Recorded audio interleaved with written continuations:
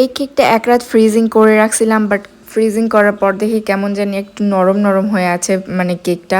তো ওই রকম আসলে যেই কাজটা করতে যাচ্ছিলাম ওইটা একদমই পারফেক্টভাবে হইতো না, কাঠি দিয়ে দাগ কাটা লাগতো।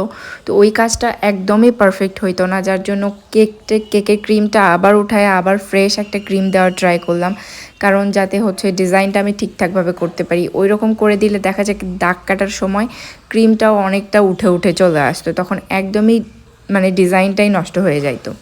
তো এই কেকটা একদম সকালবেলা নেওয়ার কথা ছিল, তাই আমি রাতে একদম করে রাখতেছিলাম। আর যেহেতু আমি আগের দিন এইটা একদম ক্রাম কোডিং করে মানে কোডিং করে একদম ফ্রিজে রাখছিলাম, যে পরের দিন আমি জাস্ট হচ্ছে যে মানে ডেকোরেশনটা করব। এই তো উপরে জাস্ট সিম্পল সিম্পল ডেকোরেশন ছিল এটা, কিন্তু করতে একটু ঝামেলাই হয়েছে।